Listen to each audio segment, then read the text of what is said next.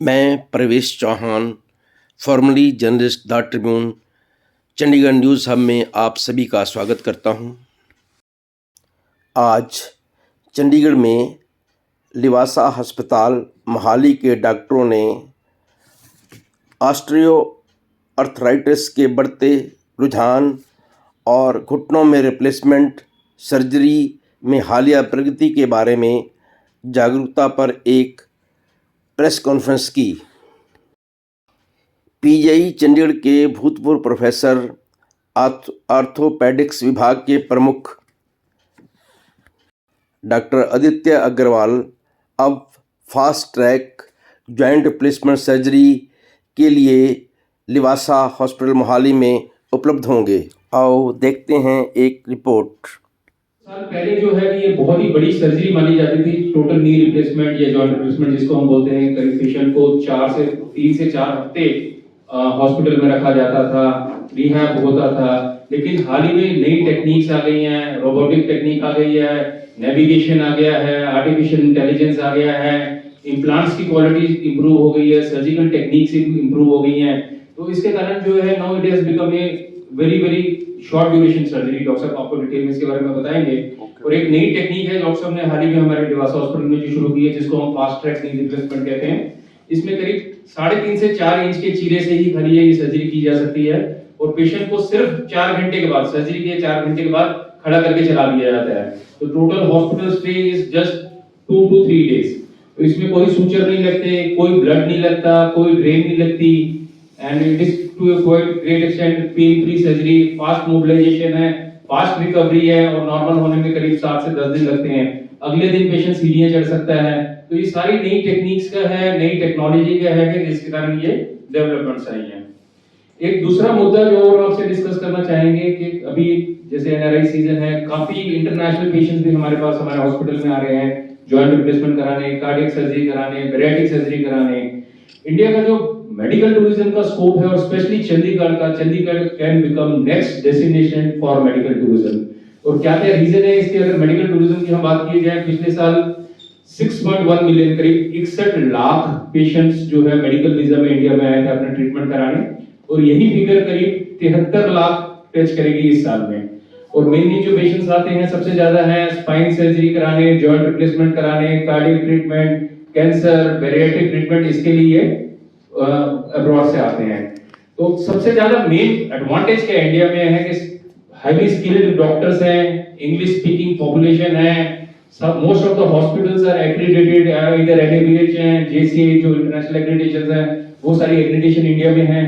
Cost of treatment बहुत ज्यादा फर्क है। जैसे जॉइंट रिप्लेसमेंट की अगर जो हम बात करें, करीब जो जॉइंट रिप्लेसमेंट $57,000 की यूएसए या यूके में होती है, वही इंडिया में करीब $7,000 की होती है। यही मैं अगर बाईपास सर्जरी की बात करूं, जो $1,33,000 की बाईपास सर्जरी यूएसए में होती है, वो करीब $5,000 से $7,000 में होती है। यानी कि 1 करोड़ रुपए वाली सर्जरी इंडिया में करीब 3 या 4 लाख की होती है। तो गवर्नमेंट का भी काफी कंसर्न है। गवर्नमेंट ने अभी हाल ही में ई वीजा शुरू किए हैं, जो कि मल्टीपल एंट्रीज हैं, लॉन्ग स्टे है, जिससे पेशेंट्स काफी अट्रैक्ट हो रहे हैं। इंग्लिश स्पीकिंग पॉपुलेशन है, रिजल्ट्स कंपैरेबल है, other best of the hospital in US और यूके में भी जो है most of the doctors are Indian. तो same quality, same perfection, same good quality of implants अब इंडिया में बहुत ही निग्लिजिबल प्राइस पे अवेलेबल है। चंडीगढ़ का ये एडवांटेज है कि चंडीगढ़ अब दुबई से कनेक्टेड है, अबू धाबी से कनेक्टेड है, तो मतलब आप पूरे वर्ल्ड से कनेक्टेड है। There are around daily 39 flights, 3 Shatabdi हैं, 2 वंदे भारत हैं। साइट सीन्स के लिए बहुत है, रिलीजियस टूरिज्म के लिए नाडा साहब है, मनसा देवी है और गुरुद्वारे हैं। आप अप हिल्स 1 घंटे की ड्राइव में कसौली जा सकते हैं। तो पेशेंट्स आके अपना ट्रीटमेंट करा के, साइट सीन करके, शॉपिंग करके जा सकते हैं।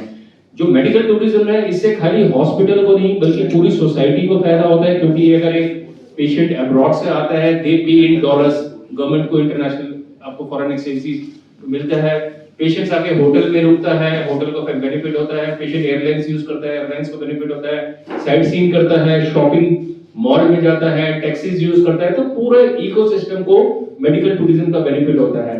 दिल्ली में बहुत ज्यादा मेडिकल टूरिज्म है, बॉम्बे में है, साउथ में काफी स्टेट्स बहुत अच्छा कर रही हैं, but Chandigarh has a huge scope for medical tourism. Already NRI population बहुत है जो बाय डिफॉल्ट यहाँ आती है। इसके अलावा जो मिडिल ईस्ट से कनेक्टिविटी के कारण अफ्रीकन कंट्रीज, इराक, इस तरफ के पेशेंट यूके, यूएसए से भी ये सारा ट्रीटमेंट कराने के लिए हमारे पास आ रहे हैं। तो we have a very small presentation on this osteoarthritis fast track knee replacement. एक बार डॉक्टर साहब से मैं रिक्वेस्ट करूंगा वो आपसे टेक्निक शेयर करें, क्या न्यू है और क्या इनोवेशन है इसके बारे में, then we can have the question answer session.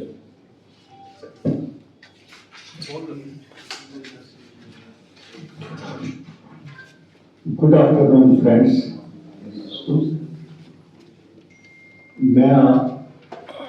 जैसे आपने बताया, मैं डॉक्टर आदित्य अग्रवाल, मैं प्रोफेसर एंड एचओडी था पीजीआई चंडीगढ़ में 35 ईयर से, और अब मैंने रिसेंटली लिवासा ज्वाइन किया है as director of orthopaedics and joint replacement surgery.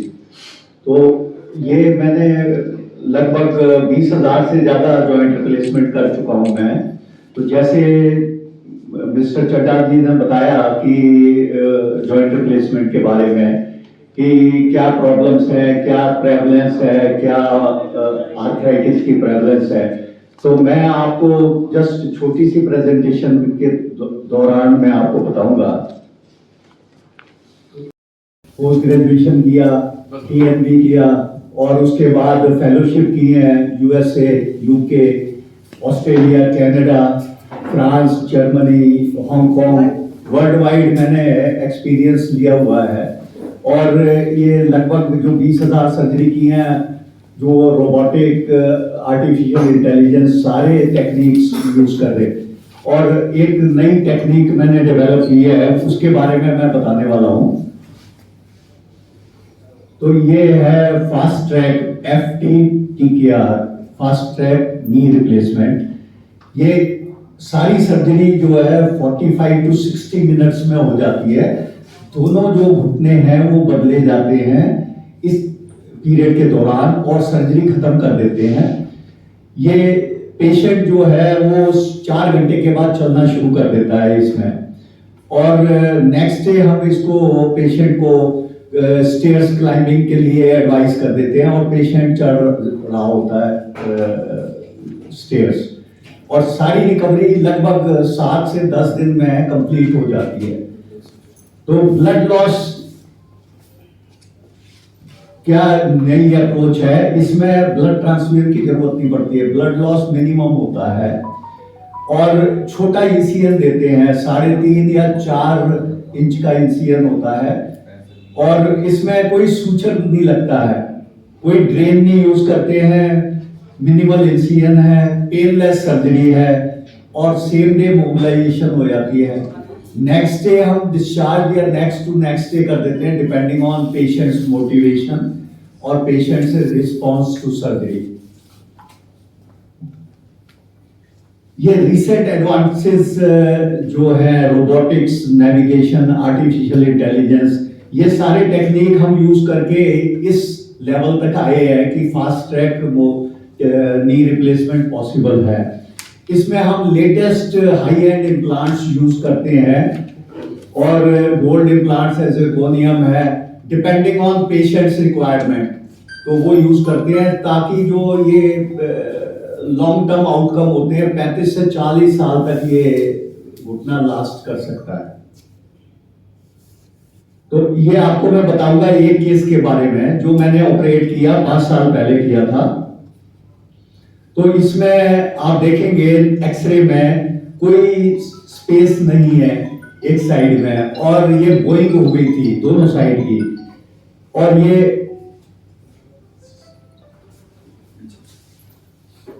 ये आप देखेंगे स्पेस जो है खत्म हो गई है, जुड़ गए हैं ये, और patient was hardly able to walk, और ये टेढ़ी हो गई थी टांगे, बोइंग हो गई थी दोनों। और ये साइड से एक्सरे है, ये स्काईलाइन व्यू। इस ऑपरेशन के बाद ये एक्सरेज है, अलाइनमेंट बिल्कुल सीधी हो गई है, जो अलाइनमेंट ये टेढ़ी थी ये बिल्कुल सीधी हो गई है अलाइनमेंट। और पेशेंट को हमने नेक्स्ट डे सेम डे चला दिया, नेक्स्ट डे जो है उसको करके, और 2 दिन बाद छुट्टी कर दी उसको। ये इमीडिएट पोस्ट ऑप है। 5 साल की फॉलोअप के बाद ये मूवमेंट्स ये थे 0 to 130 डिग्री, ऑलमोस्ट जो काफ है वो थाई को टच करता है, तो नॉर्मल मूवमेंट्स है। और ये नी सोसाइटी स्कोर 101 था, which is very high, excellent result was there. Okay, and this is, ये 5 साल के बाद ये फॉलोअप के एक्सरेज है। आप देख सकते हैं ये पेशेंट जो है ये 56 इयर्स ओल्ड था, ये प्रॉब्लम थी। तो घुटना, वो पेशेंट बैठ सकता है, चौकड़ी मार सकता है ये, और पेशेंट चल रहा है विदाउट एनी सपोर्ट। ये उसकी लड़की बैठी हुई है साथ में जो लेके आई थी इसको।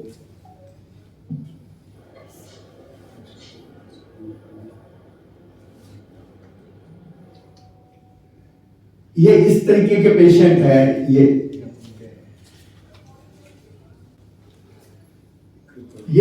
ट्रिपल्ड, बिल्कुल आप देखेंगे इस तरीके के पेशेंट है जो हम कॉमनली इंडिया में हम इस जगह वो रिसीव करते हैं। हमारे पास पेशेंट आते हैं जब उस स्टेज में आते हैं जब ऐसी हालत नहीं होती है, तो वो मना कर देते हैं स्ट्रेट अवे। वो कहते हैं जी हमारा काम चल रहा है, डॉक्टर साहब दवाइयां दे दीजिए। जब इस हालत में पहुंच जाते हैं तब कहते हैं कि डॉक्टर साहब आज ही कर दीजिए ऑपरेशन। तो ऐसे पेशेंट को ऑपरेट करके और बिल्कुल सीधी हो जाती है टांगे। और ये इसका बीएमआई, जो हम बीएमआई कहते हैं ना कि ओबीज पेशेंट होते हैं, तो वो कहते हैं कि वेट पहले कम हो जाए फिर करवाएंगे। तो वेट तो तभी कम होगा जब ऑपरेशन होगा, पेशेंट चलने लायक हो जाएगा, और तभी कम हो पाएगा। तो वो ओबीज होते जाते हैं, तो उनको समझाना पड़ता है। कई पेशेंट बेरेटिक सर्जरी करवा के आते हैं, फिर कहते हैं आज कर दीजिए, ठीक है। तो इनका करते हैं, अलाइनमेंट बिल्कुल ठीक हो जाती है और पेशेंट फिर सेम डे चलता है, और फिर उस समय उसको फर्क महसूस होता है कि वाकई ये जो है जो लाइफ चेंजिंग सर्जरी है।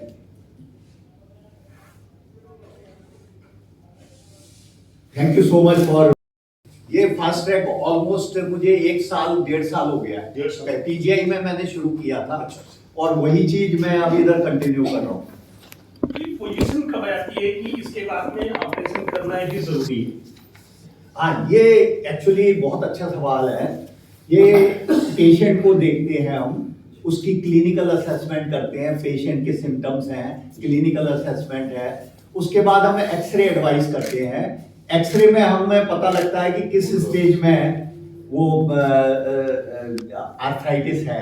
तो अगर ग्रेड 1, ग्रेड 2, ग्रेड 3 में है, जिसमें चेंजेस तो होते हैं बट इतने चेंजेस नहीं होते हैं कि सर्जरी के लिए जरूरत है, उस समय तो वो पेशेंट मेडिसिन के लिए रिस्पॉन्ड करता है मेडिसिन से। जब ये ग्रेड 4 में आ जाते हैं तो उस समय डिफॉर्मिटीज भी हो जाती हैं। कई बार तो वेट नी पे नहीं आता है, पेशेंट कहता है कि मुझे घुटने में तो दर्द नहीं है, तो आप कह रहे हो घुटने का ऑपरेशन करा दीजिए, चल पाता नहीं है। जिस पेशेंट को सीधा चलना चाहिए वो ऐसे साइड से ऐसे लचक खा के चलता है, कई बार गिर भी पड़ता है। तो उस स्टेज में तो इमरजेंसी हो जाती है सर्जरी करवाने के लिए। तो ग्रेड 4 पेशेंट्स हैं उनमें तो अर्जेंट हो जाता है। इसका जो चार्जेज है वो केस बाय केस वेरी करता है या सिमिलर है कि एक कोर्स का ये? यस, बहुत अच्छा सवाल है कि अगर तो ग्रेड 4 चेंजेस हैं, डिफॉर्मिटी बहुत ज्यादा नहीं है, फिर तो एक पर्टिकुलर ऑप्टिमम चार्जेस हैं, ठीक है, उसमें हो जाता है। लेकिन अगर डिफॉर्मिटी इतनी ज्यादा है कि बोन लॉस बहुत ज्यादा है, तो उसमें और चीजों की भी जरूरत पड़ती है। लॉन्ग स्टेम है, स्टेम जाना डालना पड़ता है, वेजेस डालने पड़ते हैं, ठीक है। उसके बाद भी आउटकम वो नहीं रहता जो कि अगर टाइम पे करवा ले और डॉक्टर अगर एडवाइस करता है उस समय करवा ले। इंडिया में जो पेशेंट है उनका भी वही चार्ज है, और जो आउट ऑफ कंट्री से आते हैं इंटरनेशनल पेशेंट का सर अलग होता है, उनको यूजुअली पैकेज होता है, क्योंकि उसमें right from stay, pickup, food, sight seeing सारा चीज उसमें इंक्लूसिव होता है। इसमें जैसे है कि जब डॉक्टर बता रहे हैं लेटेस्ट टेक्निक्स का, जैसे कंप्यूटराइज्ड का है, नेविगेशन का है, एआई का है, इसका भी बहुत ज्यादा रोल है। जैसे कि हम नॉर्मल देखते हैं अपनी कार की बैलेंसिंग कराते हैं, तो बैलेंसिंग कंप्यूटराइज्ड पे होती है, 0-0 जब आता है आपके स्क्रीन पे तब वो बिल्कुल अलाइनमेंट ठीक हो जाती है, कि टायर घिसेगा नहीं, साइड से नहीं घिसेगा। सेम थिंग ऐसे ही है टेक्नोलॉजी जो कंप्यूटर नेविगेशन है या जो आर्टिफिशियल रोबोटिक है, इसमें आपको मिलीमीटर तक का भी जो कट, कितना कट लगाना है, कितना डीप लगाना है, कितनी हड्डी काटनी है, कौन सा इम्प्लांट फिट आएगा, वो पहले ही पूरा कंप्यूटर पे पता लग जाता है। तो उसकी परफेक्शन और आउटकम बहुत ही ज्यादा एक्यूरेट होती है। नॉर्मल नेकेड आई से आप कट लगाएंगे, ज्यादा लग गया, कम लग गया, वो डिफॉर्मिटी हो सकती है। बिल्कुल प्रिसिजन, जैसे आप व्हील अलाइनमेंट कराते हैं, आप देखते हैं कंप्यूटर पे वो करके देखते हैं, बिल्कुल 0-0 जब हो जाता है कि बिल्कुल अलाइनमेंट ठीक होती है, ऐसे नेविगेशन में कितने कट्स, कितना डीप, किस एंगल से कट लगाना है, सारा पहले डॉक्टर को पता होता है। ऐसे कितने फॉरेन ऑपरेट किए आपने फॉरेन पेशेंट को? लगभग मैंने 100-150 कर दिए। हाँ, कनाडा से आते हैं पेशेंट, वहाँ पर 1.5 साल 2 साल की लिस्ट होती है। यूएसए से आते हैं, यूके से आते हैं। हाँ, वेटिंग लिस्ट होती है। हाँ, कनाडा से काफी पेशेंट्स आते हैं, कनाडा से वो ऑपरेट करके जाते हैं, यहाँ से घूम घाम के जाते हैं, और तब भी फ्रैक्शन ऑफ कॉस्ट जो है उसी में सारा मैनेज हो जाता है। वैसे चीपेस्ट कहाँ पर है? इंडिया में cheapest? इंडिया डेफिनेटली से कॉस्ट ऑफ ट्रीटमेंट, चंडीगढ़ में मैं आपको काफी एक सिंपल एग्जांपल देता हूँ। जितने में आप यूएस में एक प्लास्टिक सर्जन की कंसल्ट करते हैं, हिंदुस्तान में हम सर्जरी कर देते हैं, ठीक है? तो that is the cost advantage, ठीक है? इसमें खाली देखिए, ये हॉस्पिटल की पूरी सोसाइटी, गवर्नमेंट, सबका इनिशिएटिव इसमें चाहिए। मतलब सारी ऑर्गेनाइजेशंस को, जैसे चंडीगढ़ देखिए, अच्छे प्राइवेट हॉस्पिटल हैं, पीजीआई है, जीएमसीएच है, गवर्नमेंट के भी बहुत अच्छे हॉस्पिटल्स हैं, पॉल्यूशन फ्री है, ट्रैफिक फ्री है, क्राइम फ्री है, इतनी 39 फ्लाइट्स हैं।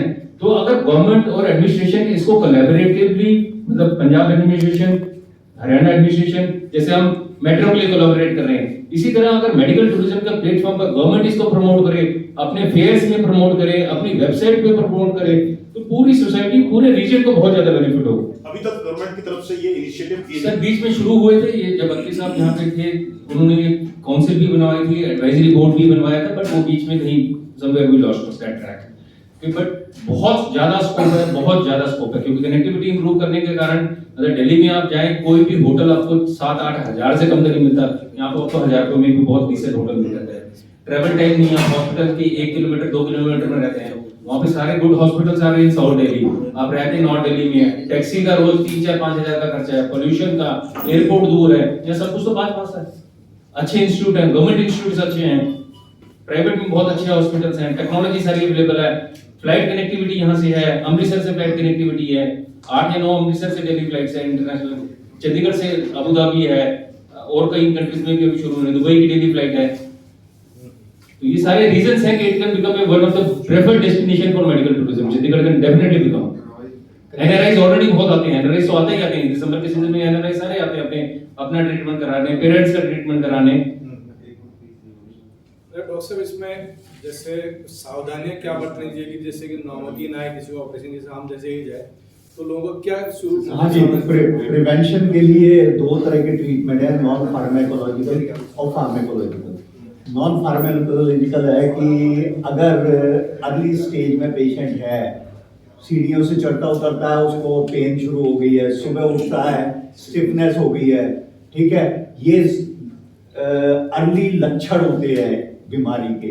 उसी समय फिजिशियन को कंसल्ट करके अगर कर दिया जाए, उसमें एक्सरसाइजेस का बड़ा रोल है, वॉकिंग है, फिजियोथेरेपी है, उसमें साइकिलिंग, जॉगिंग, ये सारी एक्सरसाइज हैं जो प्रिवेंट करती हैं। लुब्रिकेशन की जरूरत होती है नी को, और साथ में diet, good diet, calcium rich diet, high protein diet, green leafy vegetables, vitamin C, antioxidants, D, E, ये सारे अगर इनका ख्याल रखा जाए तो फिर ये बढ़ती नहीं है, और अगर थोड़ा बढ़ जाती है तो फिर फार्माकोलॉजिकल ट्रीटमेंट जो होता है कि इसमें पेन किलर्स होते हैं, एंटी इन्फ्लेमेटरी ड्रग्स होती हैं, ग्लूकोसामिन होता है, कॉन्ड्रोइटिन एंड ग्लूकोसामिन, वो इंजेक्शन के तौर पे भी लगवा सकते हैं जब डॉक्टर एडवाइस करता है।